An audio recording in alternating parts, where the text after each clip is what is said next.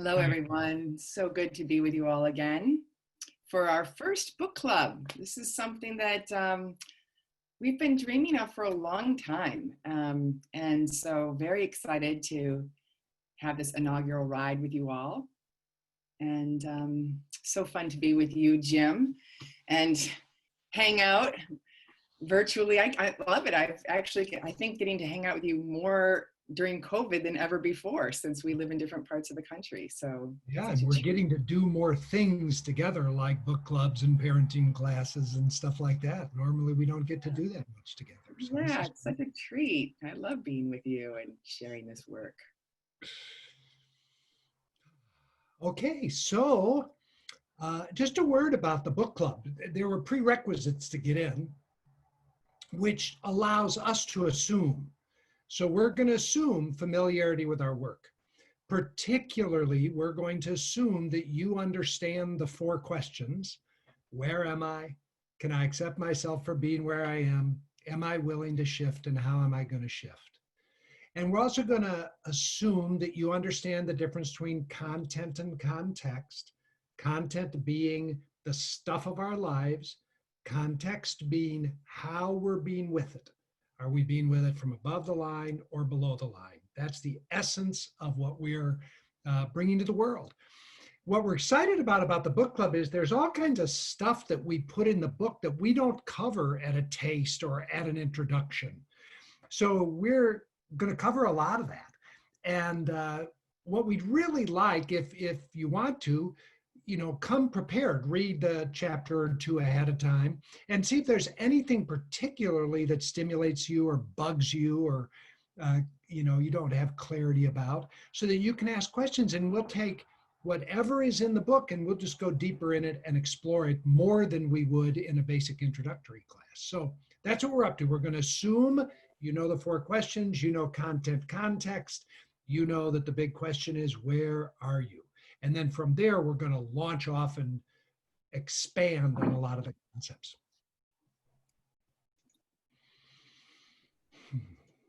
Okay. All right, great. So the place we want to begin is with you taking responsibility for your experience. So in the introduction and in commitment number 1, we talk about what it means to take responsibility. So we want to jump right in and see if you would be willing to take responsibility for your experience of this class. And we say it all the time, it's so easy to come to a class like this and to come passively. What you so got? Easy. Yeah, that's exactly right. Is this going to be any good? Like, what are you guys going to give me here? I'm hoping this is going to be worth my time and my money, right? So I'm going to sit back here and I'm going to assess whether this was valuable based on Jim and Diana's facilitation. That's a lot of how people come to, or I'm going to come to a business meeting and based on who's leading it, I'll decide whether this was a good meeting or not. I forget that I'm the co-creator of the experience. Yeah, and I think especially with this medium, when we're working with virtual or Zoom, there's just something about the medium that it's so easy to get passive, especially when there are, 130 of us hanging out here and we all exist as a little tiny box. So we just want to acknowledge that, first of all, that it's natural to come a little bit asleep. And we're going to say, just start with this question: would you be willing to take responsibility for getting what you've come here to get? Now really let that question land. Would you be willing to take responsibility for getting what you've come here to get? And feel into your body, feel into your head, your heart, your gut. Some of you might say, well, I don't know what I've come here to get. Okay, that's cool, that level of awareness. So then the first thing we might ask is, leaders and people who start to play in by me versus to me, one of the distinctions is this idea of intentionality. That people who live in the to me space can tend to live kind of accidentally in life, drifting. And people who start to move into the by me space start to live with clear intentionality. So just pause and sit with the question for a minute, even if you haven't already. What have you come here to get? Like, let yourself wake up to that.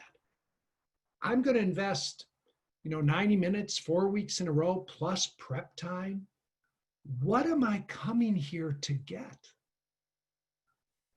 And how clear are your answers to that? Good. Good place to start. And particularly, what am I coming here to get that really ignites me? That has me go, oh God, there's no place else I'd rather be. What is that thing that turns you on, that makes you want to show up here fully engaged? Perhaps it's something, how is this aligned with your deepest purpose in life? And just a hint on that, if the first answer that emerges when you ask, what have I come here to get? If the first answer is something like to get a better understanding of the 15 commitments, to learn more about, if it's something in that realm, that's great. That's a starting point. But then we would ask you, if you got that, what would you have that you don't have now that's deeper? Something like a better understanding is usually a means to an end.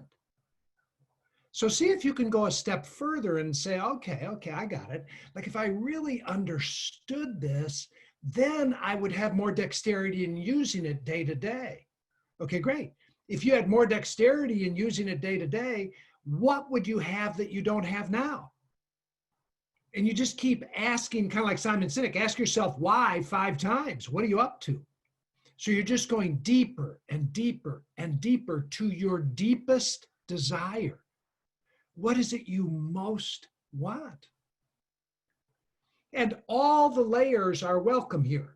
Better understanding, more facility, all the way down to, I want peace that is completely imperturbable. I want to experience awakening. I want to create an intimate relationship that blows my mind. I want to live a life that is so on purpose that every cell of my body is ignited all day long. I want to live in my creative genius. I don't know, what the hell do you want? And we always say, get piggish. For a lot of you, your wanter got broken when you were a little kid. And we want to bring that wanter back online. If you could get piggish, what do you want? Isn't that fun? And remember that you don't have to know how to create it. You just have to be willing to learn. So you might think, well, I don't know how to say, I can't say I want peace all the time. I mean, I don't know how to have that. Well, would you be willing to want it as much as you do and learn how to create it? Okay. So we'd like to put you into small groups. We're going to be putting you into groups of 3. And we're going to have you take 8 minutes in total. You'll see a clock that'll say 8 minutes. And you 3 are going to share what it is you came here to get. And you might even want to speak a moment to is there something you plan to be or to do to create that? So what did you come here to get, and how might you be creating that along the way? And you'll be mindful that everybody's going to want to speak. So tune into the time to make sure everybody has some time to share with the others.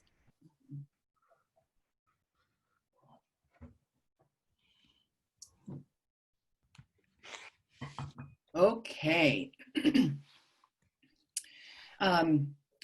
So we wrote this book called The 15 Commitments, and we want to really make sure you understand what we mean by commitment, because that's really key to being able to practice and learn these things. So we got this idea of commitment from Gay and Katie Hendricks of the Hendricks Institute. And they taught us commitment, coming from the Latin origin, committeri, means to gather your energy and move it in a chosen direction. That's how they defined it. And to gather your energy and move it in a chosen direction, it's not a moral issue, it's an energetic issue. So right now, I'm committed to sitting. And it looks like most of you are as well. And I want you to pay attention to this. So everybody get ready here. We're all gonna collectively stand up here in just a moment. So you might wanna scoot your chair back if you need to. And I want you to pay attention. Right now I'm sitting, and if I wanted to, I could teach you a course on how to be sitting. There's a certain way I'm organizing myself right now. There's a way I'm bending my muscles and my joints and my bones. And there's a certain way I'm positioning myself with using gravity. And there's a whole bunch of things I could teach you on how to sit. And then you're gonna see, I'm gonna stand and I'm organizing myself in a new direction. I'm moving up and changing the way I'm being and creating a new result.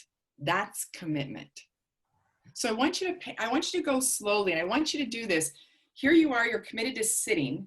I want you to slowly commit to standing. See what it's like to energetically move yourself in a new direction. And go slow, watch. See if you can watch yourself. How did I organize myself? And then you can do it again. You can sit back down again and just watch. How do I have to organize myself to sit? Like if you had to teach a course, what would you're learning even for your own self here. What do you do with your balance, and where are you putting it on the bottoms of your feet, and how are you falling back into your chair? That's commitment. I'm committed to the results in my life. Some of those things I said I wanted, those are my conscious commitments. Those are all the things that are happening in my life that, yes, this is what I want. And then there are some things that are happening in my life that I said I don't want. We would say those are your unconscious commitments. There's still a way you're organizing yourself to create the result. It's just not a conscious choice to do it. So commitment is energetic, and you can change the course of a commitment at any time.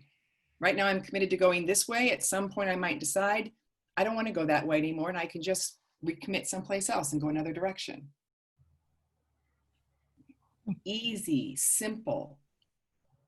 A lot of us get caught in, if I'm committed, that means I have to go. We have lots of stories about commitment means you have to stay with something. You can't break your commitment. What are some of the stories that you have about commitment in general? That concept of committing. Love for you to write in the comments section any beliefs you hold about commitments.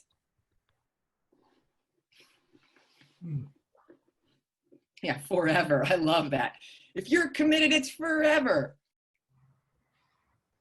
And we want to say that practicing these commitments is a lot like flying an airplane across the country, in that as a human being, you're going to have these things that are happening in life. They're going to cause you to go off course, very similar to the wind moving a plane off course. And once that happens, you're just going to recognize, oh, I thought I was flying to LaGuardia, but the plane is now tilting a little toward Atlanta. I'm just going to recommit. I'm going to recommit back to LaGuardia. Not a problem. Just notice I got off track, recommit. Notice I get off track, recommit. Just reorganize myself. So that's how we want to hold these commitments. Anything else you want to say about that, Jim? Yeah, two things that are implications of this idea of commitment. One is you can never be more committed. Now, get that. A lot of times when we work with teams, the leader of the team will say, I need this team to be more committed. Now, there might be something that the leader's pointing at there that she wants more of. I get that. But the way we use the term committed, you are always fully committed. So stop saying to yourself, I need to be more committed. What is true is, in our world, you need to be more aware of what you're committed to. Everybody follow me? It's not about being more committed. It's about being more aware of what you're committed to. That's a Right. big Like I could catch myself and say, I need to be more committed to my diet, this particular diet. And if I could just be more committed, everything could change. Instead of, well, wait a minute, I am committed. What am I committed to that's keeping me from creating the results I want? Yeah. Okay, now a second implication, so that's a big implication. The second implication is really, really meaningful to us. So it's not being more committed, it's being more aware of what I'm committed to, or more aware of my commitments. Now, this leads to what many of you have heard us say. The key to becoming aware of what you're committed to is to simply look at your results. So it's very, very basic and very obvious. So to Diana's point when she started on this subject in the class, right now, Diana is committed to sitting down. How do we know that? She is sitting down. It's just that simple. So it's not about being more committed. It's about being more aware. How do you grow in your awareness about your commitment? How you have your energy organized in the world? That's what commitment is. By simply looking at the results. Again, this is a radical idea because almost everybody we work with wants to tell us that they're really committed to eating more healthfully, like Diana's illustration. I really am committed to that. I got in this new eating program. You know, I ordered these new supplements. I bought this new Vitamix. Great. All we're interested in is, what did you eat today? What are the results? So there's no big insight required. There's no big, you don't need years of therapy, wonderful as therapy is, to know what you're committed to. All you have to be is willing to own your results as the evidence of your commitment. Now, like Diana said, the key here is that what your results are going to show is, more often than not, it's going to show what you're unconsciously committed to. Not what you say you want, but what the unconscious is up to in the world. Well, in our experience, that's incredibly powerful, because you could spend years in psychoanalysis free associating 5 times a week to try to discover what's in your unconscious. Or you could do which by the way, could be wonderful. Or you could do meaningful dream interpretation, or you could do psychedelics, or you could do all kinds of things to find what is behind the locked door. Great, great. We're saying one quick way to find out what's behind the locked door in your unconscious is, look at your results. So we say all the time, if you're consistently in drama with your significant other, then you're understanding this idea, which is in the preface of the book, when you say to yourself, I am committed to being in drama. How do you know? Because I am. I am committed to only having enough money to pay my basic bills each month. How do we know? That's what I have. I am committed to whatever the results of your life are. The reason that is such a necessary entry ramp to this work is, once you own your commitment by claiming responsibility for the results, you have shifted into a place of creator, out of victim consciousness, and you're beginning to establish a basis from which you can create commitment of a different kind. Wow. So it's an act of huge empowerment to own your results. Okay, now this is a big idea. We cover it right at the beginning of the book, but we just want to make sure everybody's kind of up to speed with this. I'm thinking any questions here, Diana, you think? Yeah. Yeah, let's just see if this? there's anybody has any burning questions about this for clarification. Aileen, Gabriel, I'd like to invite you to unmute yourself and ask your question. Hi, Jim and Diana and everyone. So my question is, so if I say, for example, I'm committed to finding and being in a romantic relationship, but I'm single, you could argue that I'm committed to being single. And so my question is around, like, when you're thinking about a thing that involves something outside of you, like I don't have control over forcing someone to be in a relationship, like how do you consider it in that context? Well, we'd say, first of all, just get with, I'm committed to being single right now. How do I know? Because right now, I'm not in a partnership. And then what could I learn? If you too want to be single right now the way I am, and you could start to take a look at how am I organizing myself such that I'm single right now? Learn that. We say, go pay attention to that first so that you can get all your learnings. Because if you're not going to wake up to, let's just say, if right now, would you like to be in partnership? Do you say to yourself and others, I'd like to be in a partnership right now? Yes. Great. So you say, I'd like to be in a partnership, but survey says, I always like that one, survey says, I'm not in a partnership. So before I go continuing to go create that partnership I say I want, let me go take a look at how I'm not creating it now and get my learnings from that. Let me take responsibility for how I'm showing up and how I'm organizing myself. And once I learn that, that will give me a lot of information about what I might want to do to shift how I'm organizing myself to create the partnership I want. Okay.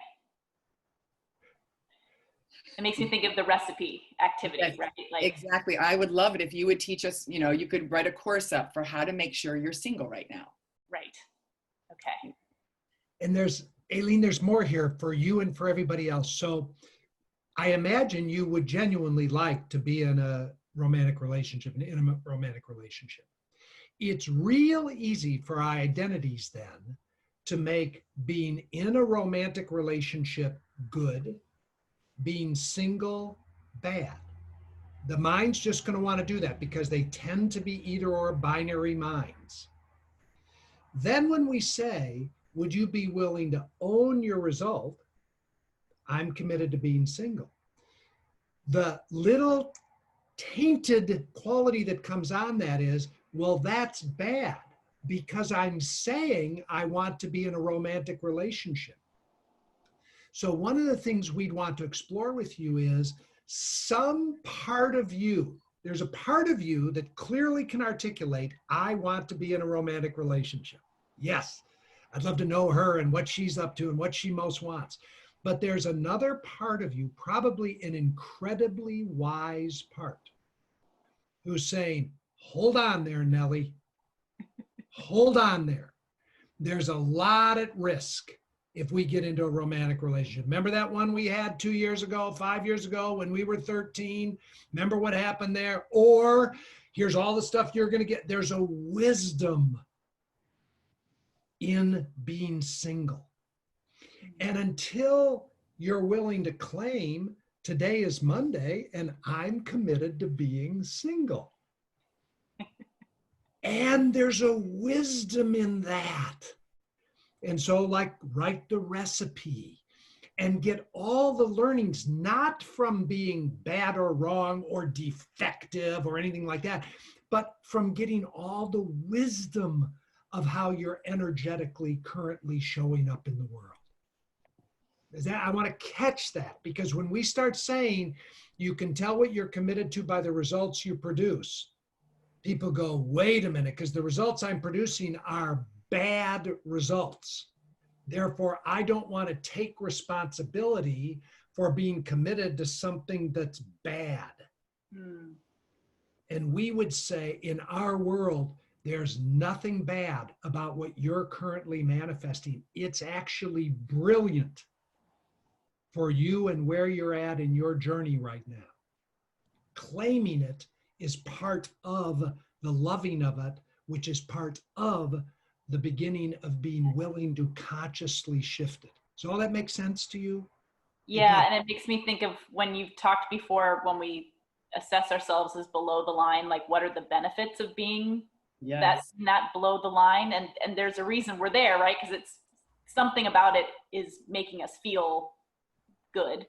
So what I'm taking from that is something about what I am committed to is working, and just to look at how I'm committing to that, to notice what I want to change if I really want to commit in a different direction. Yes. Yes. Yes. One One of the things, do this work, eventually you say to the part of you or parts, personas, who are committed to being single, thank you so much. Thank you so much for creating this reality for me. I thank you, and I can release you. So that now I've learned everything you're here to teach me, or most of it, and now I'm really willing to toddle into an intimate, romantic, delicious relationship. And you don't have to drag the parts that want to stay single along. They're willing to kind of gently come with you because you've respected them and loved them and understood them. Yeah. one other thing I want to catch, Aileen, about this is I heard you say earlier something about I can't control whether they want to come toward me and be with me. And I just want to say to you, there are certain things about that you can't control, but there are many things that you can. And so I want to have you start to open up to who's the one that could attract so much attention, like bees to a flower. Like there is one over there who has the control to do that. So I just wanted to pay attention to the part of you that isn't taking ownership of how you do have control over people wanting more of you. Okay.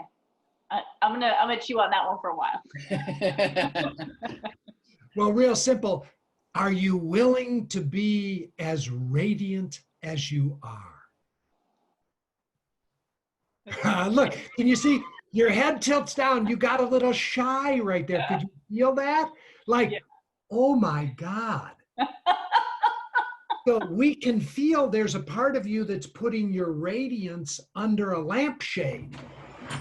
If I put my radiance under here, I'm not going to attract that much.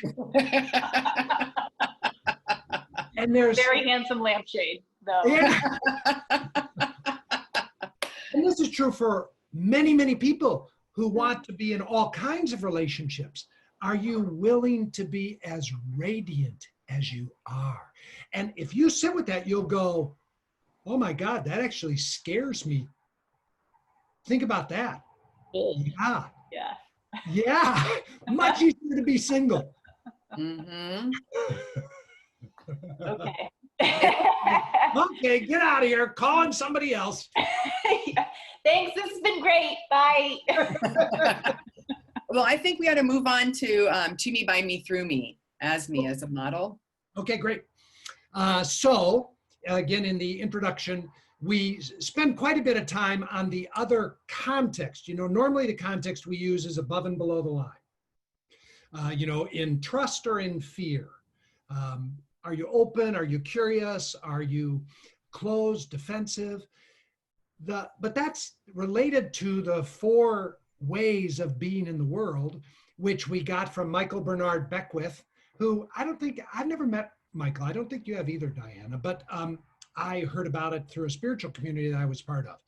And he's the one who introduced to me, by me, through me, as me.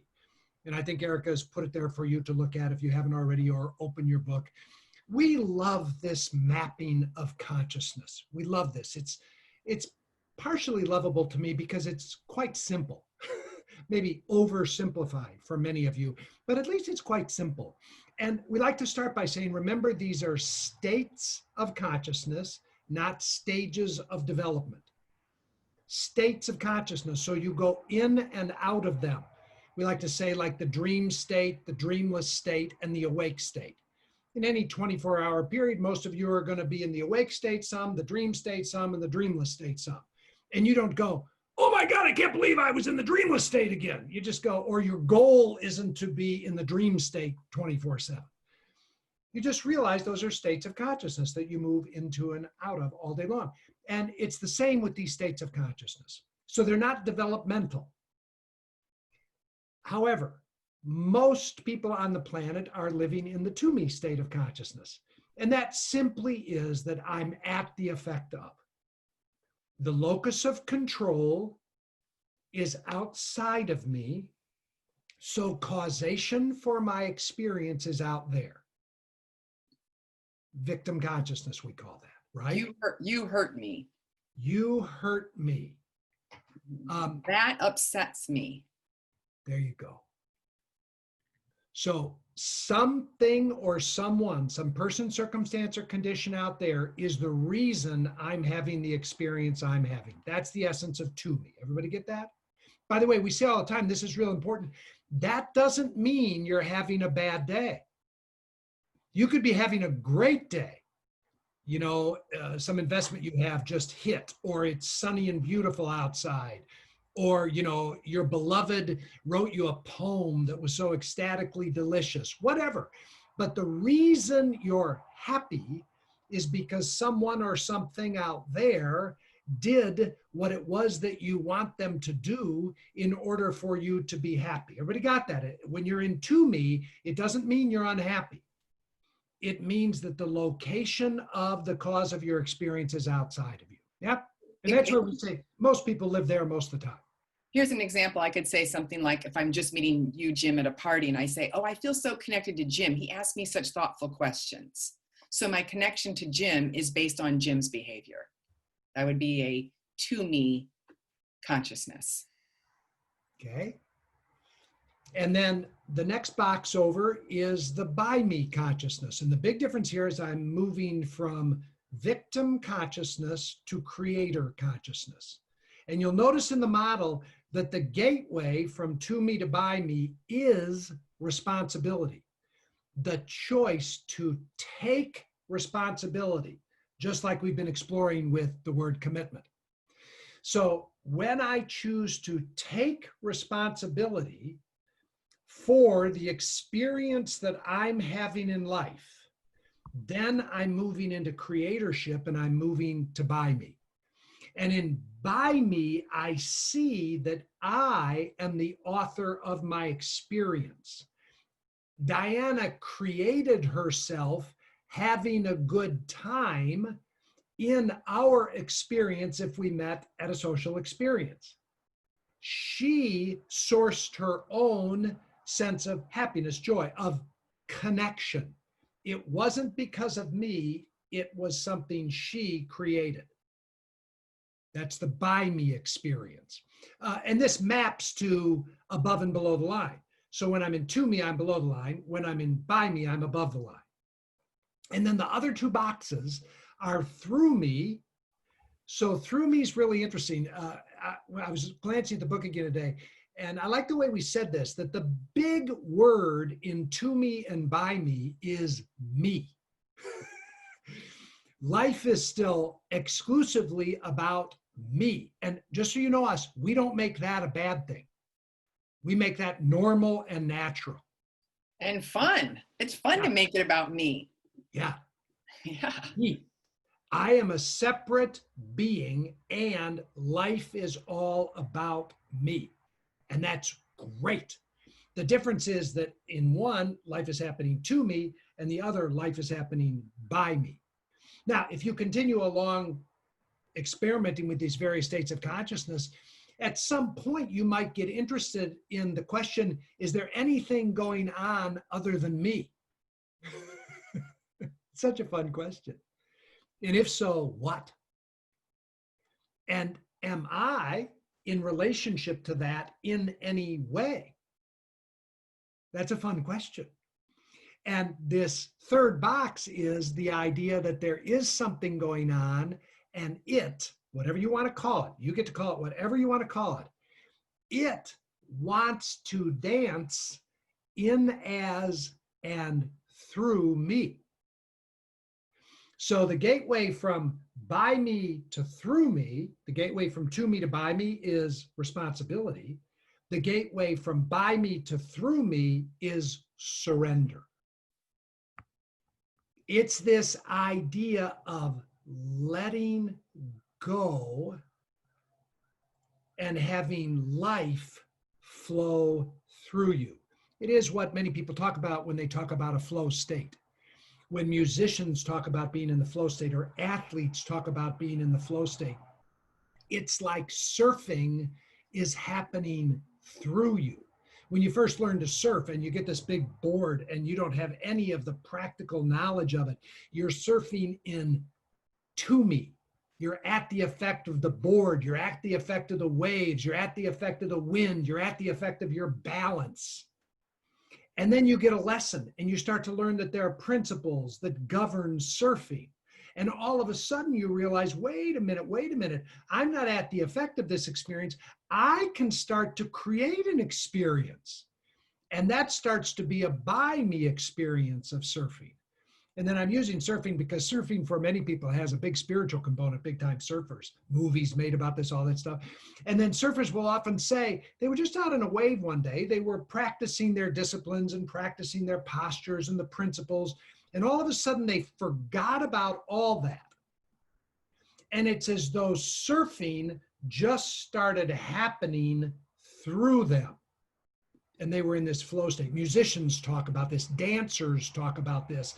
I think programmers have this experience at times when they all of a sudden they're in this flow state and it's happening through them. So the word we use there is surrender. And the question in life changes from what do I want in life? That's a by me question. To what does life want to do through me? It's a very, very powerful place to play in the world.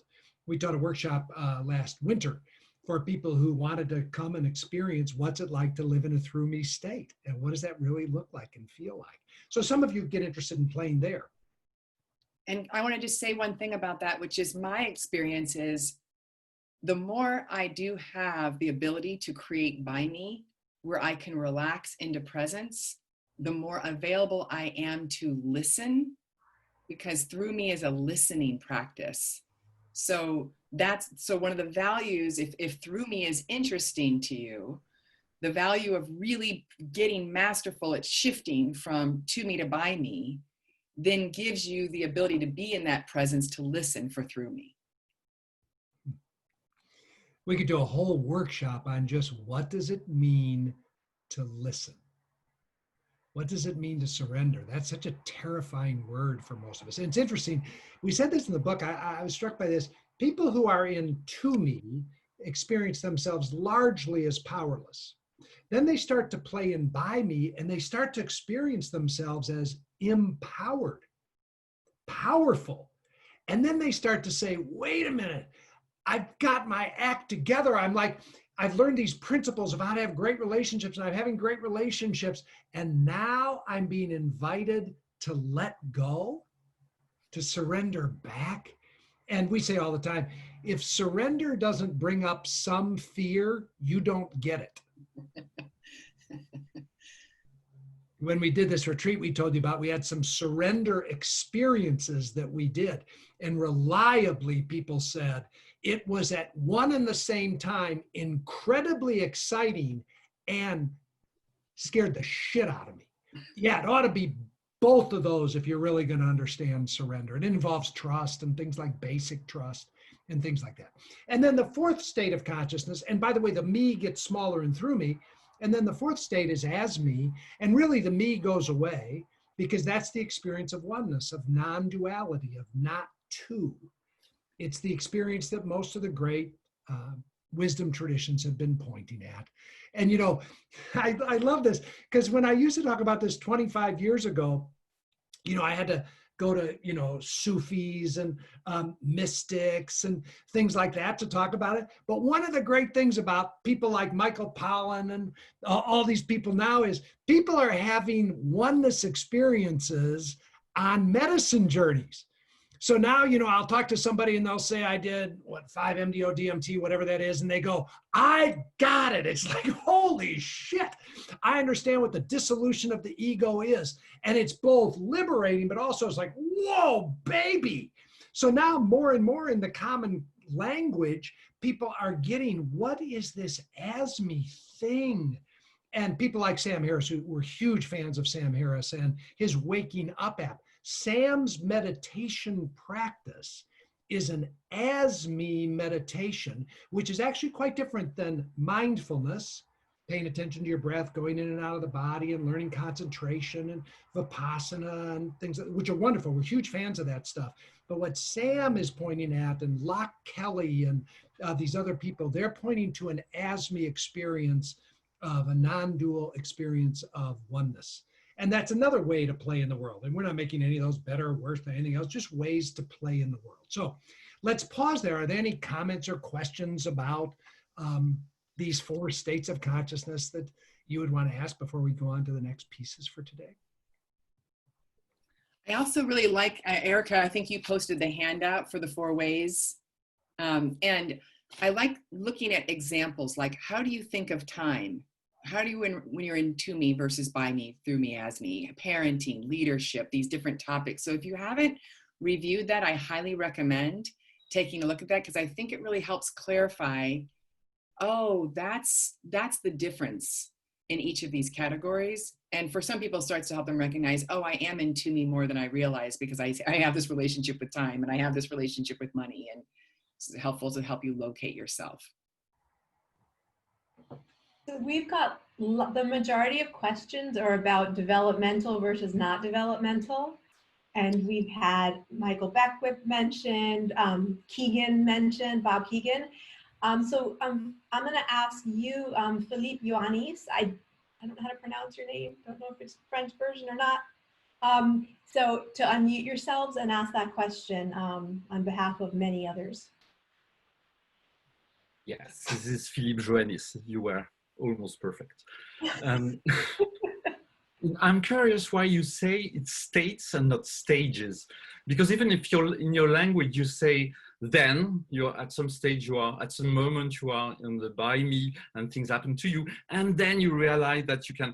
So from, and I think for Michael Beckwith, it's stages of spiritual development, which doesn't mean we stay all the time in this position, we move, but our center of gravity can move. That's my understanding. So I'm curious, I was curious reading the book, and I'm always curious why you mentioned it's states and not stages, and you insist on that. Yeah, maybe insist is, we're insisting too strongly. So, but let me make a couple of comments about this, okay? So first of all, people report that they can move immediately from to me to as me, without going through any kind of developmental pattern from to me to by me to through me to as me. The famous people who would report this would be Eckhart Tolle, would be Byron Katie, who, you know, actually, I think what happens in those two and others like that is the pain and suffering of life becomes so acute that it literally shatters the ego identity. And there's a release into a liberation without any stage development. So that would be one argument for why it's states, not stages. The other one you brought up, which is normally, if you think about stage development, you think about going from, you know, being an infant to a toddler to an adolescent to an adult. Well, it's rare that an adult is going to go back to being an infant. Rare, though not a, I mean, so that's kind of what we mean. Whereas especially in to me to by me or above and below the line, there's just loads of oscillation. And part of that is the brain chemistry and the functionality of the amygdala. which can be trained, as evidenced by Richard Davidson and the monks, and that they all of a sudden, these people who've been meditating in those states of consciousness for many, many hours a day, they actually stabilized in a non-reactive place. So that's the reason we say it. And the biggest reason, our real motivation is, we don't want people making to me or below the line bad or wrong, and then starting to criticize themselves or Philippe, we've been hanging around you for years in these kinds of conversations. It's easy for people, what I make up about you and for us, to all of a sudden want to aspire to these states of liberation, and then we lose touch with, we can actually become disembodied, lose touch with our bodies. We're kind of wanting to speak, not against, but just want to keep people from moving in those directions. That's kind of the way we say it. Now, having said all that, in our experience, if you play this game that we're playing, let's just say above and below the line, and you do the work, you do the practices that you're doing, that we're doing, the truth of the matter is, you will start to stabilize in a by me experience above the line. You will start to live in a more rooted, grounded sense of basic trust. And it will take more and more to knock you off balance.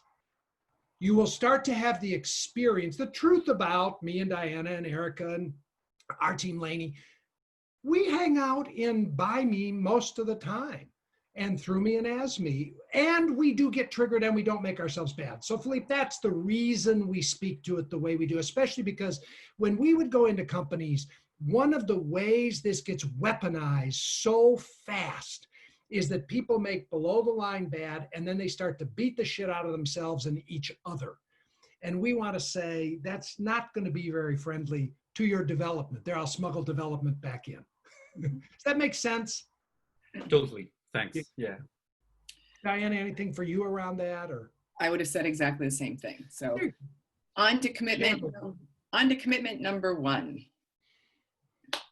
100% responsibility. So this is where we're focusing our attention this week now as far as the commitments go. And the idea here is, in any given moment, I'm either taking 100% responsibility, no more, no less. And taking responsibility has nothing to do with blame. Blame isn't a part of responsibility. Responsibility is, how am I co-creating my experience in here and out there? What can I learn about my part in that? And I only have 100%, not 99, not 101, not any other part of it. I have my part, and others that I'm co-creating will have their part. My job from above the line is to look at what is my part in that. If I'm not taking 100% responsibility, I'm down below the line, blaming myself. Oh, I should have known better. Blaming you, blaming them. We're going to blame. Who's at fault? 100% responsibility is not interested in fault. It's interested in learning to create something more exquisite, to create something more evolved. If we're going to sit around and blame, we can't learn. There's things we don't know yet, and we can find those in that unknown if we stay in that place of not pointing fingers. So taking 100% responsibility is really taking a look at, most of you have been around us, of taking a look at, like, teach the class. How do I create this? How am I organizing myself to set up my inner experience and the outer results around me to the extent that I have control? So that's the beginning of the commitment.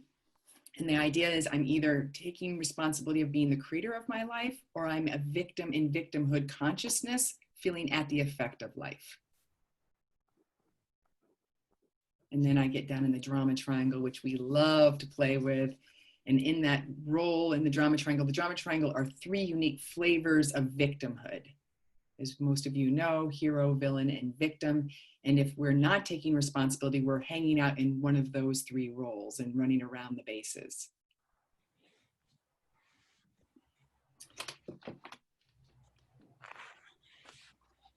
I want to just say one more thing about this. A question we would always ask you is, how are you being with the occurrences of life? How are you being with the occurrences of life? Are you being with the occurrences of life as though they are a problem? Something is wrong. Something is not the way it should be. That's the way most people are with the occurrences of life. Something is wrong. Something is not the way it should be. And when I choose to be with life, seeing the occurrences of life through that lens, the natural job of the ego is to figure out who's to blame for it being the way it is. That's just the job of the ego identity. And it's either going to blame you, it's going to blame them, or it's going to blame me, because something is wrong and we have to find fault. The idea of the ego is, if we can properly assign fault or assign blame, then we can keep it from happening again. That's the idea of the ego. If we can figure out who screwed it up, then we can put things in place to keep it from being screwed up again. Everybody get that? Another way to be with life, and this is, in our experience, simply a choice you get to make about how you want to be with life. You can be with life as though the circumstances of life aren't what they should be, and therefore someone is to blame. You can choose to be with life that life is actually here as your teacher. It's here to wake you up. It's here to show you places in your consciousness where you're not as expanded as you could be. Now just think about that. Imagine if you show up in a college class. You decided to go to college, you applied, you got into college, you wanted to be, a political science major, and you show up the first day in class with this professor you've wanted to study with. And your entire orientation is to think that that professor is out to get you. They're out to show you that you don't know. They're out to criticize you. They're out to, your entire orientation is that what's happening in the class is against you. Think what class would be like. Whereas most of us show up in a class like that, most of us, not all, going, I signed up for this. This class is here to teach me.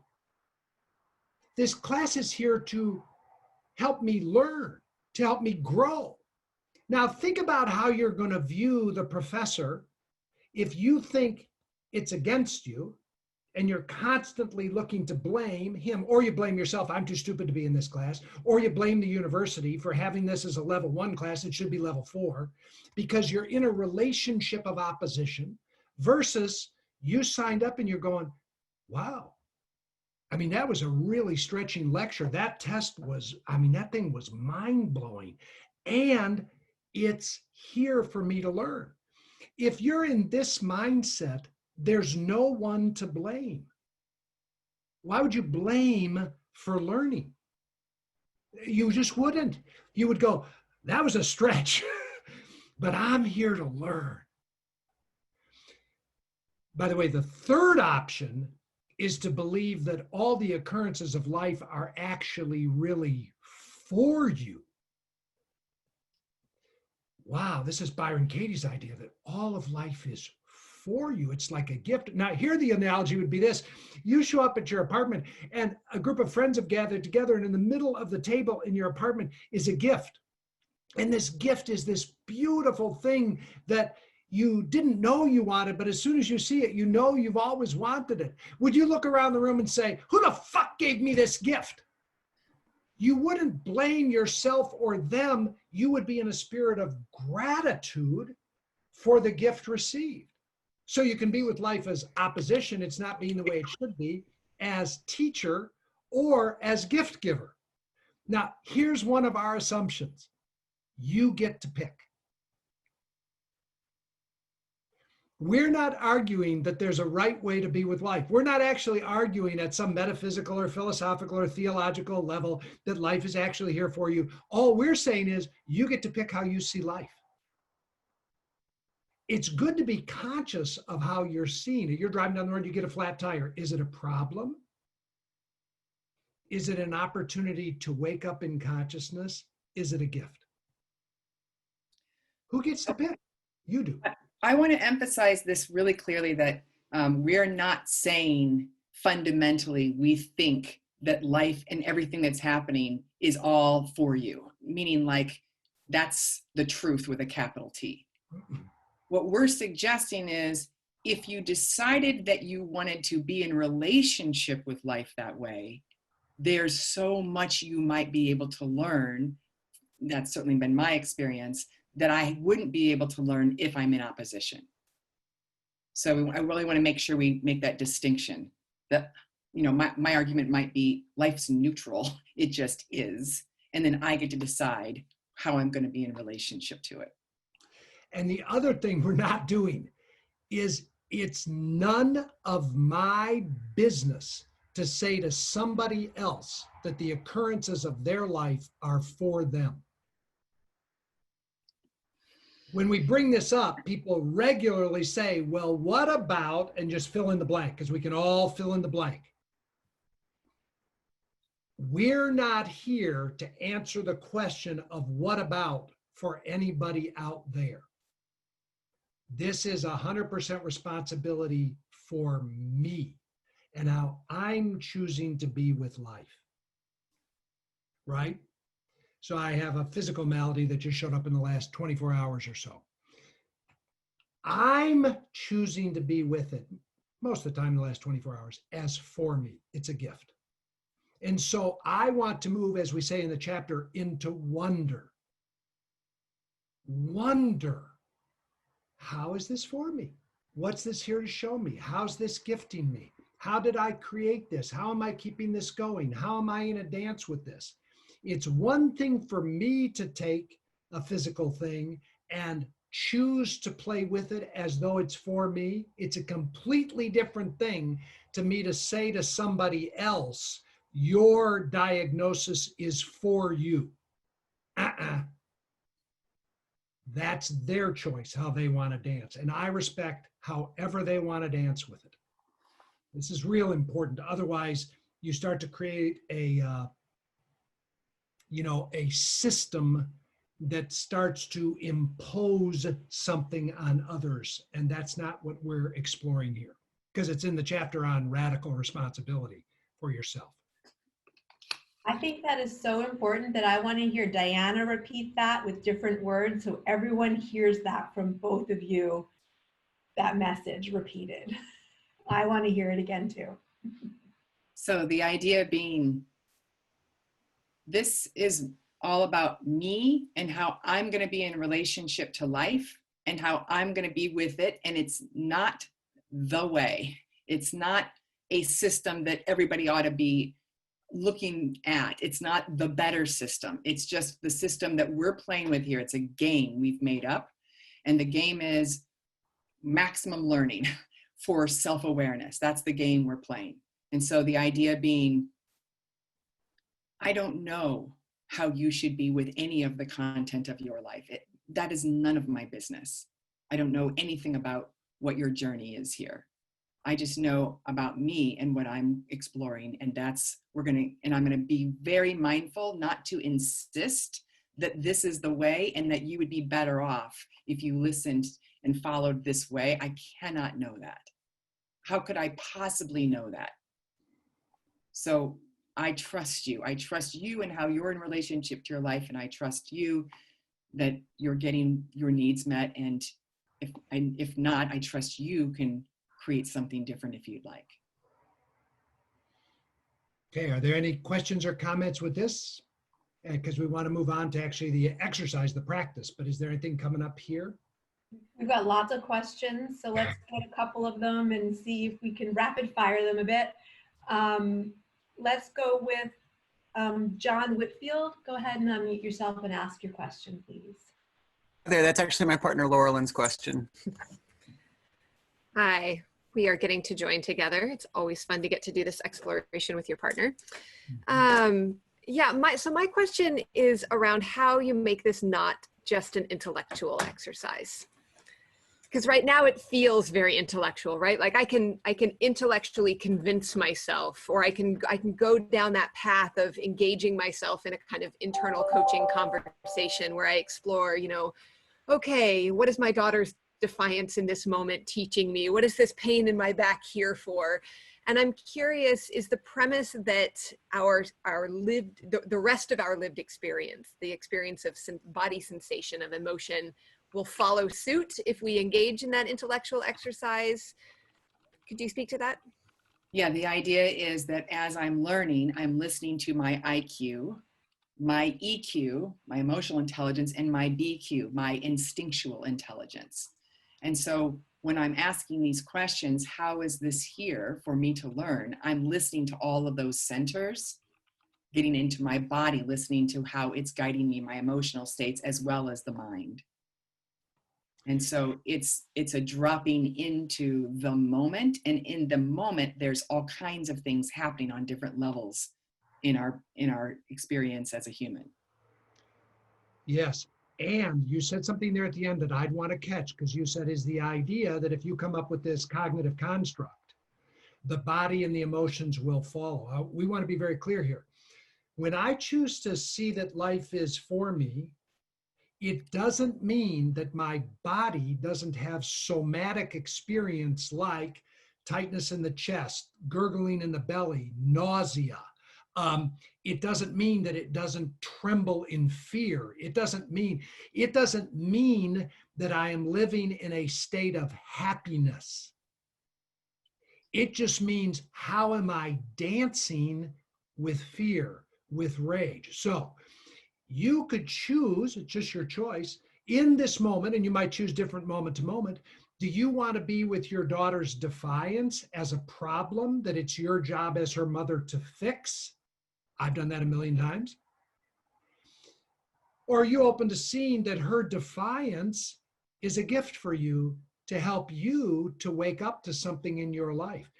If you chose to play the game that way, it wouldn't mean that you would skip over your fear. It wouldn't mean that you would skip over your anger. It wouldn't mean anything about how you would behave or what would happen in your body. It would just mean that you're choosing to be with defiance in a different way than choosing to be with it as a problem. So there's no, because what we have to caution against here is what we call a spiritual bypass. So then you go, all of life is for me. So now I rise above, literally rise above. I get ethereal. I'm disembodied. I'm not honoring humanity. We're not talking about that at all. When I choose to let life be for me, life is often incredibly fucking messy. Tears, shame, especially you're sitting there, it sounds like you're there in an intimate relationship. Well, just let that relationship be for you. Everything that goes on is for you. That doesn't mean it doesn't get messy and turbulent and chaotic. It does. You're just being with it in a different dance. We could go on for hours about this. This is really important. So I appreciate you bringing this up. And it's okay that it starts as a mental construct. That's okay. But it won't just stay there. If it does, it's not going to serve you long term. There's a complete embodied experience that we're talking about here. Yeah. So I want to role model the 100% responsibility process. And Jim, I'm actually thinking based on time, it might be valuable if I role model it with you. Great. And I'm wondering if we could use, you brought up the health issue that just arose in the last, 24 hours. Yeah, super. Okay. So, so we're going after this idea of, in the realm of taking 100% responsibility, we have this process. It's at the back part of the book. If you have it, it's at the last chapter, and this is the practice for commitment number 1. So we want to role model it to you. So if I were coaching Jim, I might first say, Jim, can you point to where the problem lives in reality? Oh, that's great. Yeah, I'm pointing to my foot. Your foot, okay? It was the diagnosis of metatarsal which is an inflammation of the ball joint, and now it's causing great pain when I walk, run, or quick start or stop. So that's the presenting condition. So Okay. I'm pointing down there. That's where the responsibility is. Okay, good. And I just want you to take a minute to ham it up and really make it big, your drama about this foot issue. Yeah, great. Okay, so I'm going to ham it up. Right, good. Yep. I cannot fucking believe this. A significant part of my life is my physical vitality, particularly made manifest in playing golf and walking a golf course. And yesterday I walked a couple holes and I'm limping the whole way. I can't even swing a goddamn golf club. And I love pickleball and I can't stop and start. And this morning I get out of bed and I take 2 steps and I'm limping across the bedroom in excruciating pain. And I already went to the doctor and they gave me these expensive orthotics and I shoved them in my shoes and they're not fucking working. And what this is going to lead to is I am going to have a shitty experience because it's going to limit my physical vitality. I can't run. I can't walk. I can't move. I can't wrestle with my grandchildren. And I'm going to have a fucking shitty experience as a result of this. And I'm going to get out of shape and lethargic. And I'm just going to sit around and eat bonbons. And God, I hate it. There you go. Beautiful. Good. Now, when you're working with yourself, I want you to do as best you can what Jim just did, which is make it big, exaggerate it, ham it up, let the whiner come out, the bitcher, complainer, the blamer, whatever. You really want to give that voice a time to speak, okay? Then I say, okay, Jim, if you could locate, we're just going to make this up, but where does 100% responsibility live around this issue? Okay, I'm going to point over here to this doorway out to my porch. Okay. So I'm stepping over here. This feels like stepping in to taking responsibility for my relationship to this. Okay, great. So here he is, and it's like a space he steps into. And he's going to now be 100% responsibility. And what I'm going to be doing is I'm going to be asking these questions of Jim, and I'm going to ask them multiple times until I feel like, you know, we're getting some answers here that might be valuable to him. And you want to be answering these questions like they don't even have to make sense, just whatever comes out of your mouth. And I don't want you to think long about these questions, just blurt. And we can ask them multiple times. So, Jim, around this issue of this inflamed part of your foot, from the past, this issue reminds me of fill in the blank. When I got a ruptured spleen playing football and couldn't play my senior year. From the past, this issue reminds me of when I ruptured my Achilles playing basketball. From the past, this issue reminds me of Interesting. A couple of places where I felt trapped physically. I'm remembering being trapped by my older, bigger brother, and I couldn't get away. Great. One more time. From the past, this issue reminds me of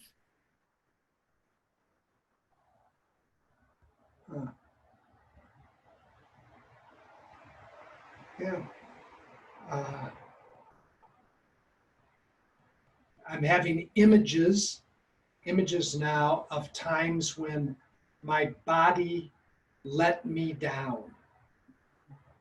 When I wanted it to do something and it wouldn't do something. And what's coming up is often that led to an experience of embarrassment. Okay. I keep this issue going by. Believing it's a problem. I keep this issue going by. Not being willing to get really radically supported around this. I keep this issue going by. Being attached to the sports that I like to play, like really attached. Believing that playing those sports is essential to the quality of my experience in life.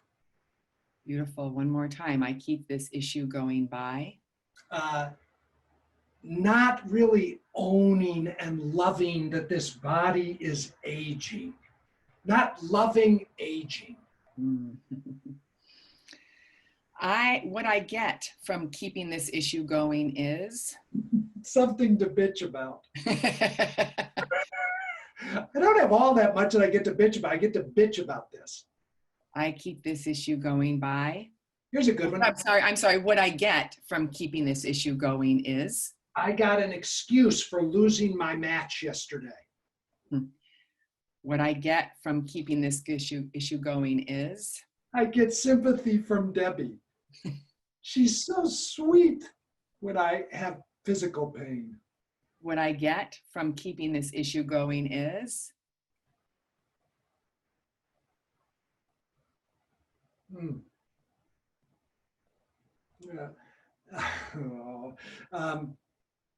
a really grounded chance to stay human and not become disembodied. the lifelong pattern I'm noticing is Oh God, pushing through, overcoming, denying. another lifelong pattern I'm noticing is Not asking for help. another lifelong pattern I'm noticing is Oh God, not trusting that my body is giving me information. great. I can demonstrate 100% responsibility concerning this issue by Doing this right now. I can demonstrate taking 100% responsibility for this issue by Developing a different relationship to the pain. I can demonstrate 100% responsibility concerning this issue by Calling my brother-in-law, who's a doctor, and saying, I'd like some support. great. And then there might be now an opportunity for a measurable action step, a who will do what by when to move you in a new permanent direction. Well, there are two. Practically, I'll call my brother-in-law before I go to bed tonight. But that's just managing. There's a deeper thing, much deeper here.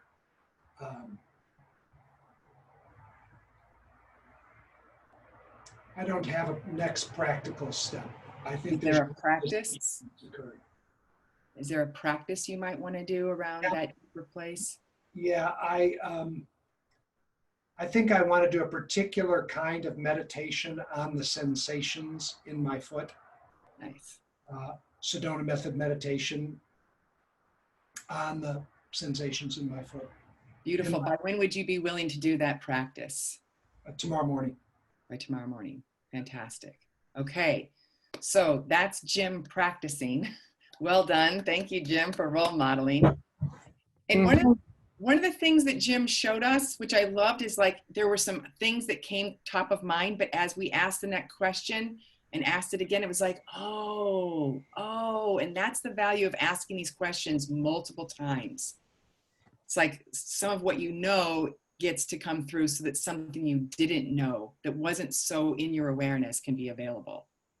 So I we'd like to say too, I just want to say, I can feel the part of me that's unwilling to take responsibility yet. mm-hmm. I like doing this exercise because it's bringing stuff up, but I can feel the part of me that wants to stay a victim at the effect of this diagnosis. Mm-hmm. So I'm not sure that I'm willing to fully shift yet is what I'm saying. Yes, great.